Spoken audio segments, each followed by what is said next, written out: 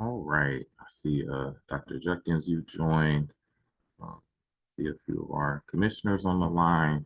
Welcome everyone. I think we can go ahead and get started. It's 1:05 here. I just start by introducing myself. My name is Ariel Giles. I'm the Chief of Policy and Partnerships here at the Mayor's Office of Children and Family Success. For those I haven't met, it's a pleasure meeting you virtually. Looking forward to meeting you all and working with you all in the days, weeks, and months to come. Today I'll be helping facilitate this session, this information session regarding the application process for the Board of School, the Baltimore City School Board of Commissioners. So just a couple housekeeping things as we're getting started. If there are questions that need to get answered, just put them in the chat. We'll monitor the chat throughout. We want to make sure that anyone who's interested in applying has the opportunity to ask all the questions and get as much information as possible about this process. So once again, we can go to the next slide.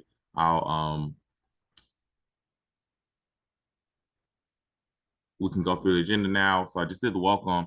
We'll have an introduction to the board by Dr. Judkins, the board executive with Baltimore City School Board.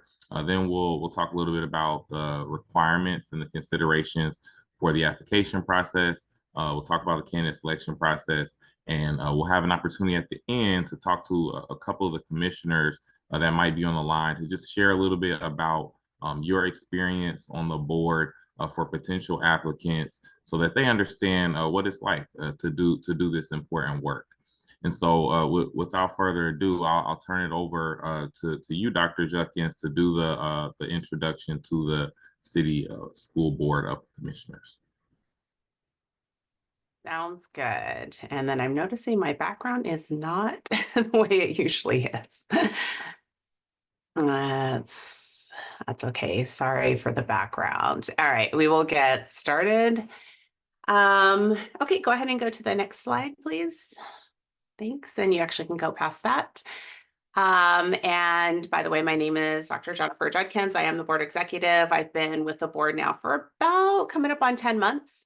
Prior to that, I was at MSDE as the assistant state superintendent. So all those lovely MCAP tests that are going on right now, those are the ones that I oversaw the development of. So now I'm here at the board, very excited to be here. So we're going to talk about the role of the school board in general. One of the things that we noticed with candidates in our last rounds were that just having an understanding of kind of, I don't want to call them necessarily two different sides, but two sides of the house in general. So we have our board and we also have the CEO and then staff on the CEO side. So the board and the CEO, the board works on policy and developing policy. Notice if you look at the last bullet, it's adopting policy and regulations that govern the district. And then the CEO's job and her staff is to implement those policies. And so knowing that those are actually two different sides that have different sort of jobs in this, and just having that understanding. I don't think that was always clear prior to that.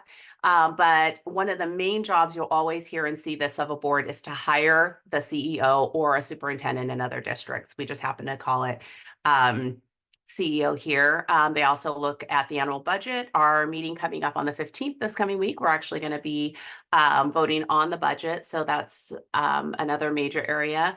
They also approve district curriculum. Again, it will be the CEO side to, and that's the staff there to find the curriculum and to evaluate the curriculum, to work with teachers and so forth. But it's the board's job to actually adopt and approve the curriculum. You'll see some of those coming up as well in the upcoming meeting. They also approve the contracts for the different groups. Right now we're working with BTU, Baltimore Teachers Union, but all of the different union contracts that are out there are approved by the board. Again, the CEO staff works on those to develop what they are, but then the actual approval happens by the board. And then you'll also see a lot of, we call it the PEP agenda, the personnel agenda. So they also approve those. So everything that comes through, you'll see those at regular board meetings. They appoint the certificated personnel and senior staff. We also have a person in our office, Joanna Starrett, who works on a legislative platform. And so they advocate for certain things for Baltimore City Schools during legislative session. And we have someone who works from the CEO side as well as the board side to do the work down in Annapolis for that. Appeals run through the board office, and the board does look at all of those decisions that are made, and they ask questions on them. And then eventually they're approved, or they can, they're going through the process, but that it all runs through the board office. And more than anything, they take into account the community's voice. I think that's really important. We do have some community forums where the board goes out and speaks directly to the community. We have public comment at every board meeting. It's really important that they, advocate for our, district as a whole, but mainly for that community voice, because they're representing our whole city and our whole district, and that's extremely important to them. So they're always listening. And then I already talked about adopting policies. Go ahead and move on. Next slide. And you can see the vision for the board. We want to have safe environments throughout our district. We have a new safety and wholeness committee that is focused directly on this. We also want students to receive a diverse and inclusive education, of course, preparing them for college and career and success later in life. The mission, of course, for city schools to provide a quality education for every student that is there, that's within our district, focuses on the total development of each child, equipping all students with life skills, academic foundations. So now I'm just reading it, but you see it there. I mean, these words have meaning behind them. And we're just preparing our students to contribute to society later. So everything within city schools, we're prepping our kids to be members of our community and to contribute and to have those skills to move forward to be able to do that. Next slide. The board priorities, we have 7 priorities here. And so you can kind of see through priority 1 focuses on effective, rigorous instruction, and also having, creative and compassionate leaders. Priority 2 is about retaining quality educators, administrators, and staff to do the work within our schools. Priority 3 is about having high quality modernized facilities. We also just received, it's called a Magna Award for our new 21st century schools. Over the last decade, City Schools has remodeled 28 schools. That's kind of unheard of, particularly in an inner city where we are. And so you'll see that. I've been in many of those schools recently, and it is really nice to see how those have been updated. So that is priority 3. Priority 4 is about what I talked about earlier, engaging stakeholders, getting community voice for the board to hear. And next slide. Priority 5, making sure that providing equal access to services and resources, facilities for success for all students as well as staff in our community. Priority 6 is around increasing the number of educational programming of all types. This includes charter schools and just ensuring that we have a high quality education for all of our students. And priority 7, equity. And so that is always something, we don't like those gaps between different student groups. So the focus is just making sure that everyone has the tools, the opportunities to succeed. So priority 7 is around equity. Next slide. And then this is that where we talked about kind of the 2 different sides of the house, that the board is about governance, setting the vision and mission as we just looked at, goals and priorities, hiring the CEO, adopting policies, looking at the bargaining contracts, finances for the system, hiring the staff, so all of the cabinet members, and always looking at, identifying resources for the district. One of the big things they're focused on right now is really monitoring that student achievement to help achieve the goals within the district. And then just always what we do, I know from the board side, is always communicating the needs to the CEO and staff so that those can be addressed, because the day-to-day work, if you look on the management side, happens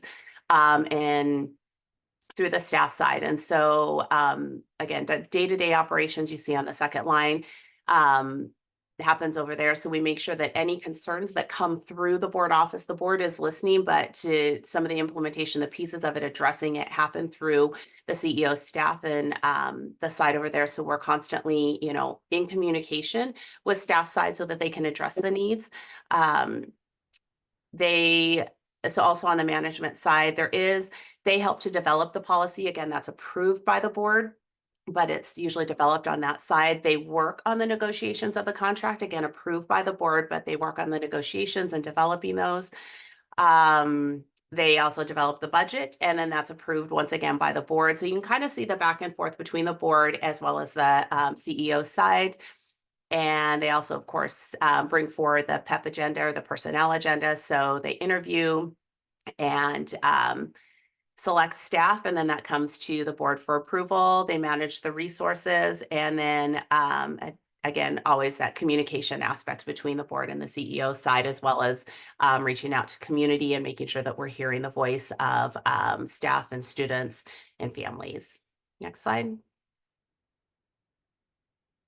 So Blueprint for Success, and you'll also notice that we have a Blueprint for Maryland's Future, which is a law that was passed for the state. Within our district, we had a blueprint before the Kerwin Commission and the development of the Blueprint for Maryland's Future was there. So you'll hear both of those terms. This here is talking about the blueprint or the goals for our district. And so if you look there, we have 4 main goals that were developed and approved by the board. We want to increase for student wholeness and that composite score that's based upon many things within the district, not just academic success, that is part of it, but also safety, how students are feeling about their schools. And so that is the first piece of it. And then if you look at our other goals, we have our ELA and literacy. So making sure that students are succeeding and able to read and understand, as well as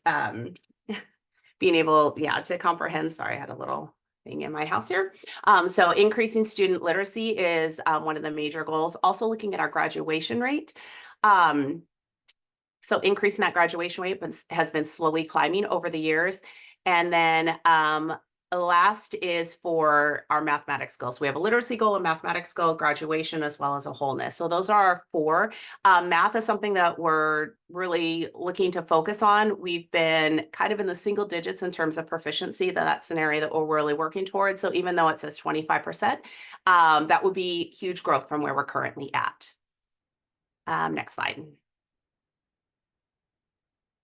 And this is the thing you hear a lot about. Now, there was a piece of legislation that went through recently. And so there was a team that was both city as well as a couple of our board members who are on to look at the possibility of compensation. We are the only district that doesn't currently compensate our board or our commissioners. So they are on a voluntary basis. They have a variety of different backgrounds that they bring. But again, this is a piece where it's just a deep care for what's happening within our community. And so they've dedicated their time to these positions. So we're always trying to be really respectful. We're on a Saturday right now, but we have 3 commissioners who are joining us because of their dedication and love to, helping the students of our city. But we have 9 appointed members, 2 elected, and then 1 student member. At this time, we're short 2 appointed members, and then we have another appointed member who will be finishing his term in June. So we're looking for 3 new members to be appointed by the mayor. So that is why we're here today for this information session, looking for folks who have that passion to support the kids of our city. Okay, so we kind of breaks down here what's happening. And then so this has December. So we did go through this prior, so I probably should have caught this. So we're in another cycle of recruiting for new board members here. So, the timeline, the applications due May 20th, and they'll start the interview process. And then you interview with a community panel, and then the top candidates will be moved forward to be interviewed by the mayor, and then the mayor selects those who will move forward. So again, looking for 3 members right now. We're short currently 2. But a total of 3. And the terms that they serve, they can serve a 3-year term, and they can do 2 of those. So you can do 2 back-to-back. If you happen to come in midway through a term, like you're taking over for someone else, then it's that plus 2 full terms after that. So you can do 2 full terms, and then as we have one moving off the board in June. So that is how those work. So you can serve for a total of 6 years. If you just have your 2 full terms yourself. We have a student commissioner who serves 1 year. And hearing that student voice and having that student on the board has been extremely helpful. And we've had 2 amazing student commissioners since I've been here. Both of them contribute so much to the conversation and just bringing that student voice. So currently we do have 1 commissioner that we're in the election process for the student commissioner for next year. So we'll have 3 new ones and then a new student commissioner as well coming on. And if you know anything about boards and how they work, you have to have a minimum number to be present. Right now, we're working off 10 commissioners, so our quorum is 6, but when we get everybody back on, we'll have a quorum of 7 board members.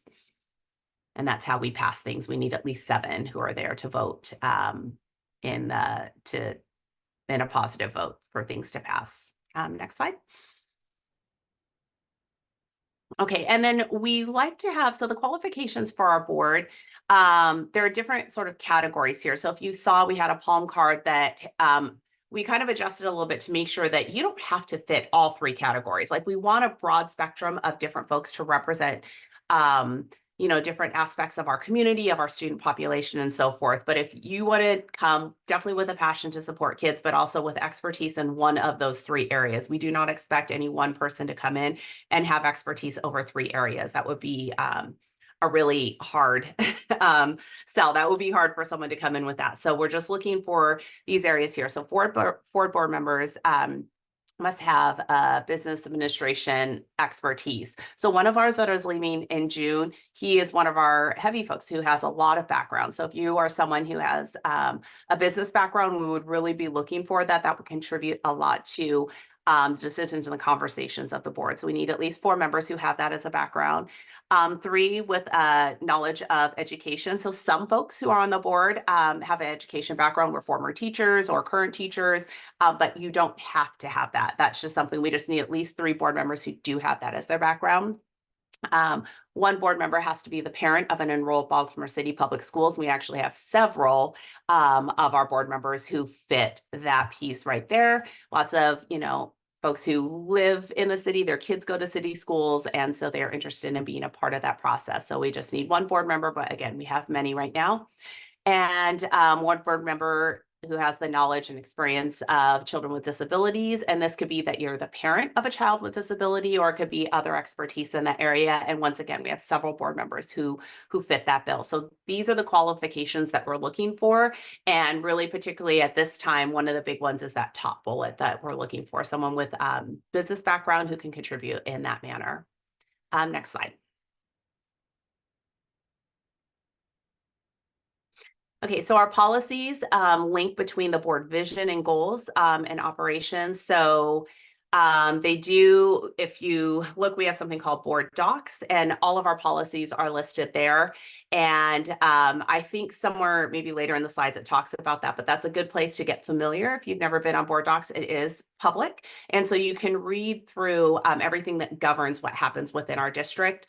And it also serves like you'll notice in board meetings, we talk about it, but also just, I know staff goes back to it. We from the board side are always going back into looking at the policy. What does it say? And really digging in to the words that are on there so that we make sure that we are following those. So the board is doing that, the staff is doing that. So the policies that are developed really govern everything that happens within the district.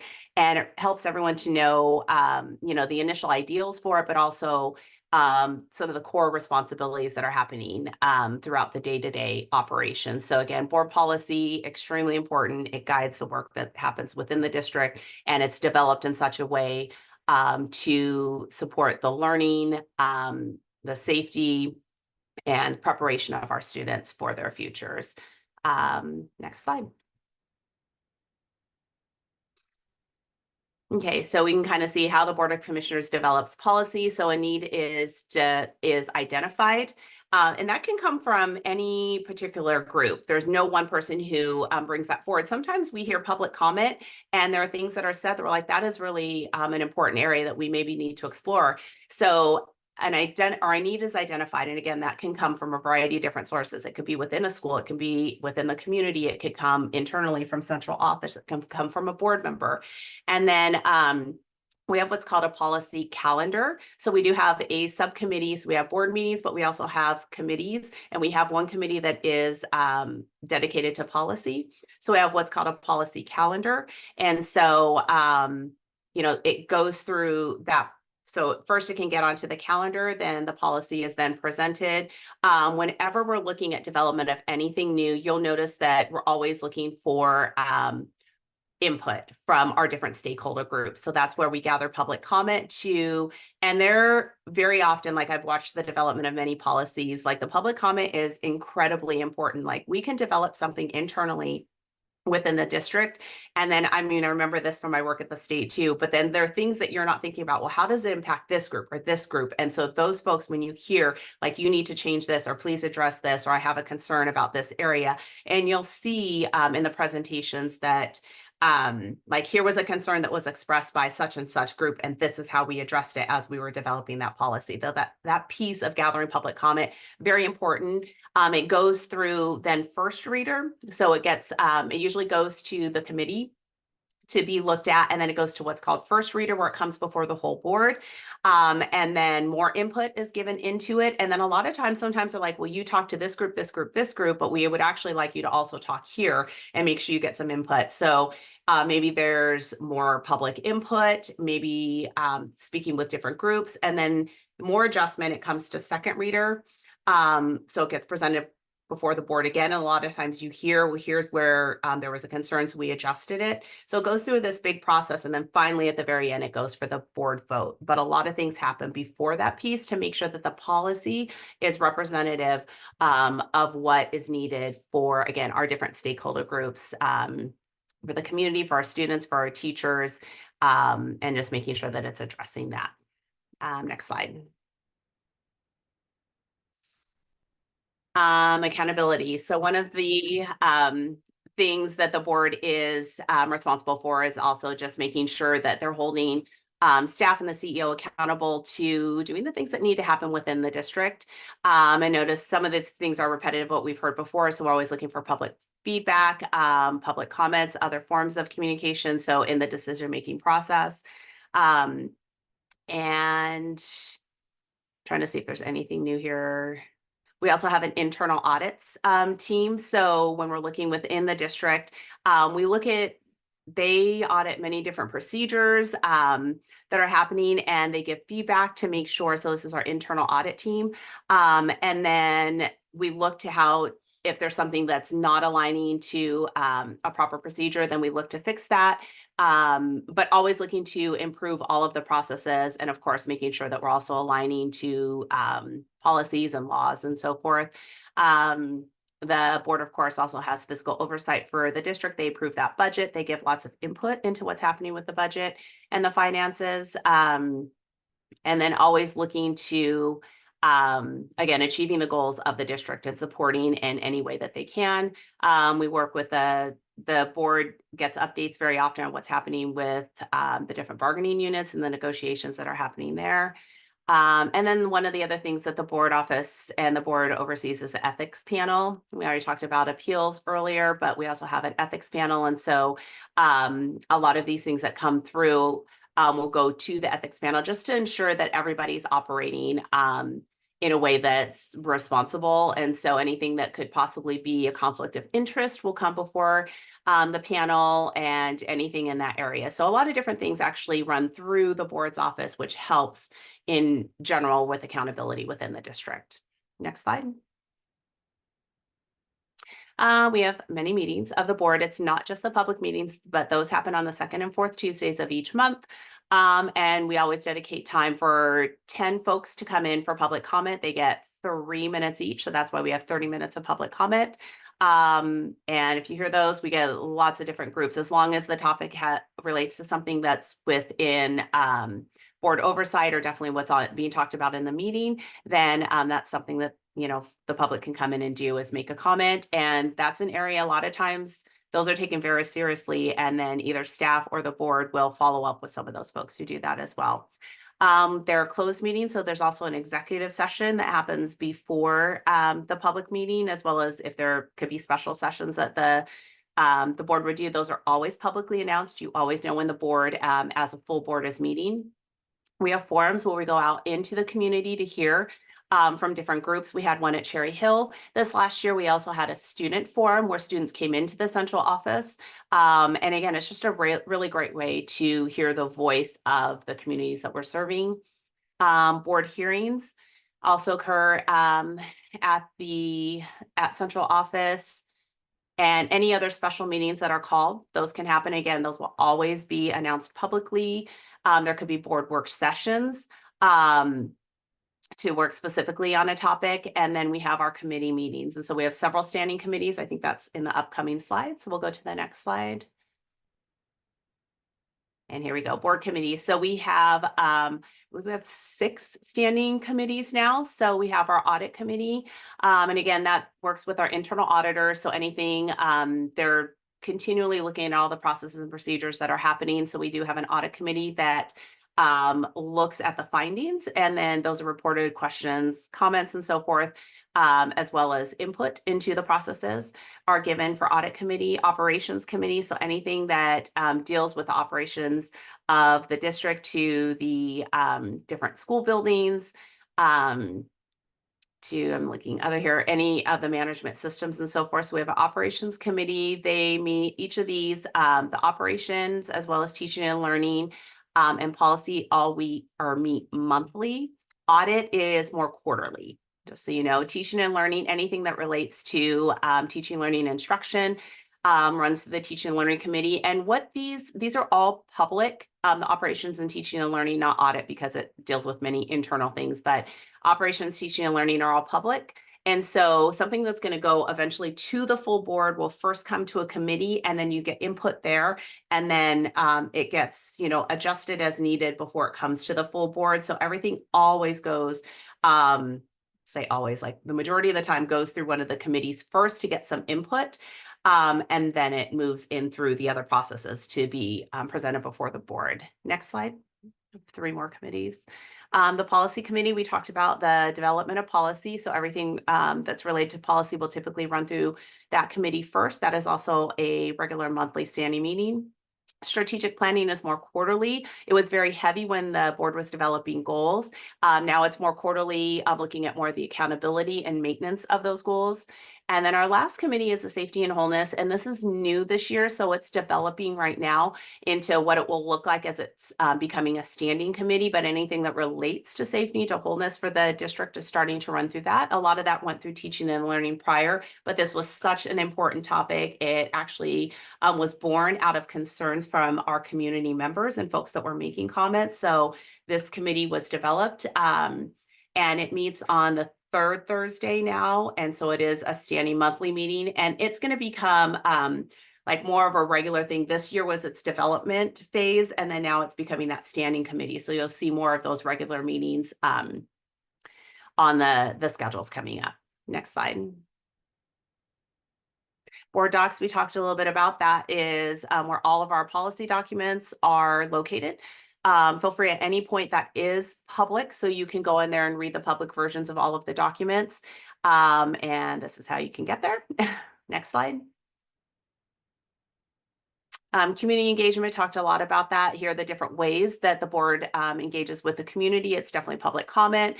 It could be board hearings. Oh, thank you. Good question about the time. So all of our meetings are located on our website. So obviously board meetings are at the central office. Typically, we did one offsite recently, but Generally, they're hybrid. So you can come in person for a public board meeting, or all of our committee meetings are virtual at this point because a lot of our board members all have day jobs. And so it's easy to get everybody together virtually to do these committee meetings. So definitely look on the board webpage, and then there's a sub for the committees, and you'll see where they're listed. And then every time a meeting is coming up, there's a virtual link to it. So great question. Thank you. But that's where you can find where all of them are. But they are virtual except for the public board meeting, which of course is both hybrid. You could do it virtually as well as in person. Our forums are in person. So we went again to Cherry Hill, the one that was at the district office for students recently. So those are in person. And then, yeah, individual correspondence. Of course, all of those things are virtual. Folks write into the board office very often, and we make sure everything that comes in, any comment, any email, we make sure that we show that to the correct folks to address. So know that any correspondence that you're sending, we definitely are looking at and addressing. Good. Thank you for that question. Next slide. And that is it. All right. So that's just an introduction to things that are happening for the board. We do have 3 board members here, so I will hand it back to Ari. All right. Thank you for that thorough introduction to the Board of School Commissioners. Once again, appreciate the question that came to the chat. If there are more questions, feel free to put those in now. And we can keep moving through this. Go to the next slide. And that is going back really quickly. Appreciate the contact information there for you, Dr. Judkins. And if anyone needs that, we can share that. So we'll keep going. A lot of this information previously shared will be quickly re-summarized here, but I'll start with the mayoral considerations. As was mentioned earlier, the process we're currently going through to fill these 3 vacancies is to get some nominations from the community panel to the mayor for review and approval to appoint the upcoming Board of School Commissioners. And so what we look for, we want individuals who have experience with partnerships, community engagement, individuals who are deeply invested in Baltimore City Public Schools, whether that's someone who has attended, has experience as a teacher, someone who has students in the school, someone who may have some previous board experience or board training. It also says that student government or leadership associations count.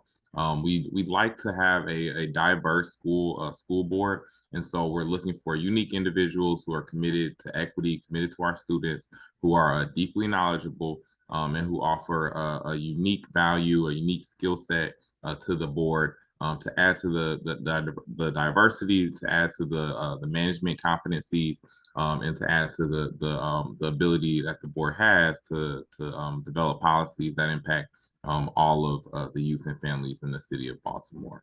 So you'll see a couple of those points were highlighted earlier about people who understand fiscal complexities and have some organizational management background. That could be private sector, public sector, and school systems and the like. And so all of these things are to be considered from the mayor as he's finally choosing the few people who will be on the school board. So we can go to the next slide.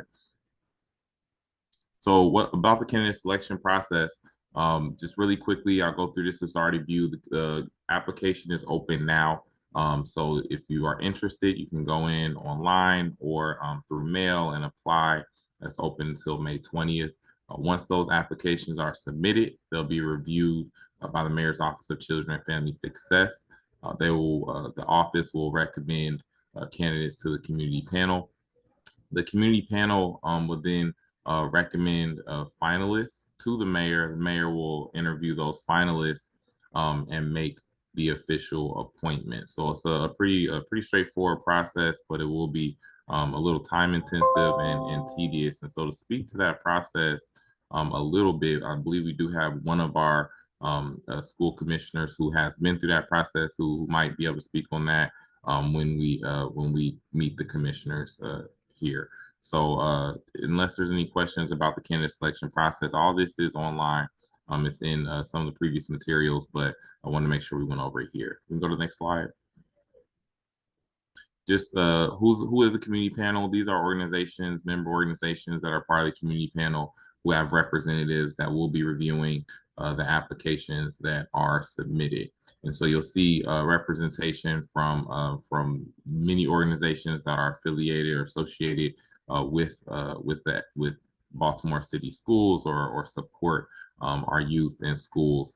And so that includes the City Council, the Associated Student Congress, ASME, ACLU, PTA Council, Parent and Community Advisory Board, and all of the organizations listed here have representatives that will be reviewing applications and making the recommendation to the mayor. And we can go to the next slide that might end our presentation. So now with that, we'll want to take some time to, thanks. Now I want to take some time to talk a little bit with a couple of the Board of School Commissioners members who are here. We have about 2 minutes each. If we could just, we have Commissioner Esposito, Commissioner Harrington, and Commissioner Kenyatta Bay. Because we're all here, just wanted to see if you had a couple of minutes to share about maybe what made you want to become a Board of School Commissioner and what your experience has been like. If we could try to keep it to 2 minutes, then we can go Esposito and then Kenyatta Bay and then Commissioner Harrington. Hello, thank you. So the main reason why I wanted to serve on the Board of School Commissioners is because I wanted to re-enter the system, the education system, and try to improve things that were a bit of a challenge for myself. And I also have a 3-year-old that is about to go into pre-K, so I just enrolled him. And when I was thinking about social emotional learning and just students with challenges, me being a former foster youth, I wanted to make sure that I could raise concerns real time as we're talking about policy, and kind of like show up as like my experience and also be a voice for the youth that I've connected with through various organizations such as like Youth as Resources, or during the process of getting into this position, we had a site visit where the students there were really using like art as therapy, and several of them had similar backgrounds to me. And just the idea of having that representation on the board kept me going, because they didn't know that at the time, but at that point I was thinking of backing out. So I think it's really good and powerful to have different experiences on the board. And what I've really enjoyed about the board is that there's opportunities to get development. So for example, there's several conferences that we're able to go to get training and some fellowships. So I don't want anyone to like count themselves out and just go through the process. And then, there's also leadership opportunities. So I serve on 2 committees for the Maryland Association of Boards of Education, on the Equity Committee and Policies and Procedures Committee. And then like they showed before, like we have our committees and there's leadership opportunities in there too. And just to show up as yourself and bring your lived experience and your area of expertise. Great, thank you. And it seems I may have misspoke, but I see I was corrected in the chat about individuals who have been through the process. But next we'll go with to you, Commissioner Kenyatta Bay. If you just talk a little bit about similarly a little bit about your experience, why you joined the board, and if you have any thoughts on the process to share for individuals who may be considering applying. Thank you very much. And this has been a great session. I really appreciate this. First of all, let me say, and let me tell folks out here that that are interested, that your heart has to be here. If your heart is not into not only the students, but your heart has to be into the community. And that's why I'm here. I call myself 100% Baltimorean, because I grew up in Baltimore, went to Baltimore City Schools, and I taught here for 30 years. in Baltimore City schools. I believe that if we don't take care of the village can't take care of the child. And I see board members that have come on board, that have been here and have surrounded me now, that are not only intelligent in their own categories, and I know there are categories to meet, but they are compassionate about not only the kids, but the community with which they support. And if you don't have that at the core, forget it. Because if you cannot believe in the city and this process and this village, well, then you need to find what you can believe in. As simple as that. I think very simply that we have some great minds, but yet the time is always changing. And so what you see today is not the board of 5 years from now, 3 years from now, 4 years from now. The board is going to be an ever-growing entity. So the flexibility of mind is very, very important because, if you're driving the boat and there's a reef in front of you, you better turn. Or if you're driving the boat and it's clear, you can put on the gas and move forward. I think Baltimore City has done that, and a lot of the state is following after Baltimore City because what we have done in the past. But we can't rest on our laurels. We have to build a future. And that's what the board is for, to build the future of education, which is a community effort in Baltimore City. Thank you. Thank you, sir. Appreciate those remarks. Certainly looking for more people to come aboard and help this boat continue moving forward. And so, finally, Commissioner Harrington, if you could share some remarks about your experience with the board, how you joined, and maybe a little bit about the process. Then we'll go from there. Thank you. Thank you, and it's so great to hear from my fellow commissioners and to almost get a onboarding per se with all of the information that's been shared today. It is an honor to serve alongside of my fellow commissioners and to partner with the staff of the district who works extremely hard to make sure that our children get the education that they both need and deserve. And for me, that's my why. I am a former educator, we're always an educator, but I'm a mom and I am a mother of 2 children, one precocious young lady who's about to start high school, and a son who is an exceptional learner. He has autism. And so with the district having a rate of about 12% of students with disabilities, I thought it was important to have someone who was both knowledgeable about what it means to be in a classroom and teach, but also who could appreciate the passion and the heart of a parent who has to make sure that their children get the care that they need and who wants that nuanced education for both of her children, so that if you are gifted and talented or you have challenges, I want my child's education to be tailored to what both of those needs are. And so my participation in the Board of School Commissioners is based upon that, based on a deep rooted feeling that education is the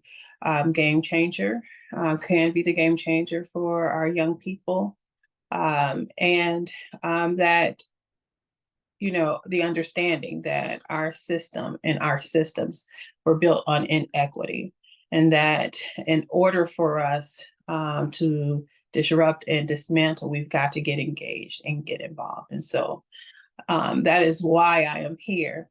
And since I've been here, well, you asked me to address the road to get here, was through appointment. And public perception might lead you to believe that that's an easy thing, and it's not. That there is an application process, as was mentioned earlier, but there is a community panel, and that community panel takes its job very seriously. And so if I were to give advice to people who are interested in serving, it is to make sure that you understand the commitment that you're about to make, to prepare, to care enough about what community thinks and believes, to be prepared for that interview, to understand the district, know the demographics of the district, have your why ready, and be able to articulate that very clearly and compellingly. And to be strong in what you know and the experience that you bring to the table. If you have experience operating large budgets, for example, we're about to vote on a budget on Tuesday for this school district. And we have to both have the understanding that of what the needs and priorities of the district are, and balance that with the real economic reality that we are in. And so we can't afford to pay for everything. So how do we make sure that our community's interests, our children's interests are centered, and that we see that evidence in the numbers that appear before us in the budget, and that we're able to vote with integrity in that way. And so on that budget, so that's one of the primary roles of a commissioner, is to do those, to make those decisions and to understand the dynamics that are involved in that decision. You're going to be asked about that during your interview. What is the largest budget that you have had to manage? And how did you make decisions about that? I would suggest that people who are going to interview be prepared to answer that, and be prepared to share your experience working in collaboration with other people. I stand in solidarity with my fellow commissioners on the call and all the rest of them, but do we always agree? Absolutely not. So you need to know how to work in collaboration and how to compromise, but not so much that you are compromising what you know that children need.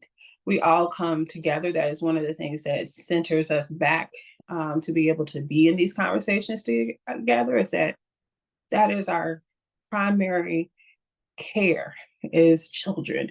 And so even when we disagree, we're able to come back to that, and that being able to demonstrate your ability to do that and to collaborate is going to be key in your interview. You need to have understanding of the education landscape, the realities of the blueprint, the realities of teachers and potential shortages that we are coping with, the reality of unions who protect the interests of those who work so hard in our school buildings, and understanding what sometimes competing interests might be there, and being able to address those. So we balance all of those things, and your ability to come into that interview and articulate how you collaborate, how you partner, how you make decisions. If you have any supervisory experience, the key things that the board does is vote on that budget and supervise the superintendent of schools. And so if you're able to share how you have led or managed in that way, or your experience with policy, we do not supervise everybody in the district, just one person. But we make policy, and Commissioner Esposito is our policy chair, who leads us through that process. And that's the only thing that we've got, right? Like, is policy. And so any experience you had, or even if you've just followed it as a constituent, if you just follow policy to see what happens and how it's made, would be good to bring up. And then I say the last thing is the ability to multitask. I work full time, and my most important job is being a mom. And this is in addition to that. And so being able to demonstrate that you will be able to give this very, very important position the attention that it needs. And so I would say bring all of those things to the interview. I was surprised that it was such a large panel. and that everyone was leaning in. But I was grateful to have made it through the process to eventually get to meet with the mayor, who asked very inquisitive questions, very good questions, to really make sure that he was going to be appointing a candidate that was worthy for the position. And so be prepared. But if none of that scares you, then you're ready. And you can do this job. We really need people who care deeply about our children, and who are not scared to make hard decisions and to stand up and serve and commit the time and the heart to serve. So, Mr. Harrington, thank you so much for those remarks. I think you hit on pretty much everything that we would want to ask questions about. So I think there's someone in the chat that may have asked a question. I'm gonna see if I can navigate to that and share that.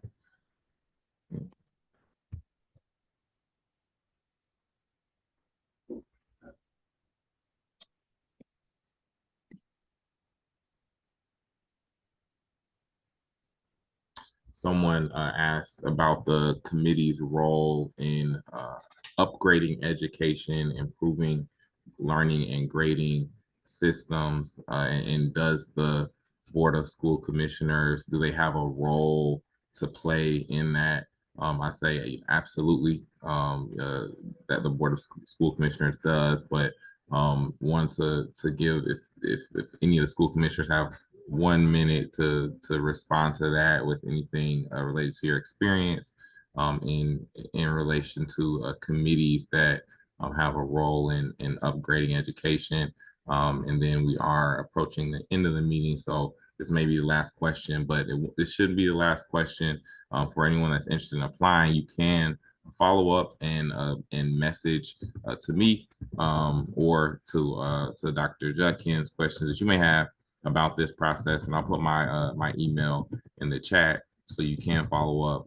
But 1 minute, if anyone wanted to respond to that question about the role or a committee that's responsible for improving the learning and grading systems in public schools.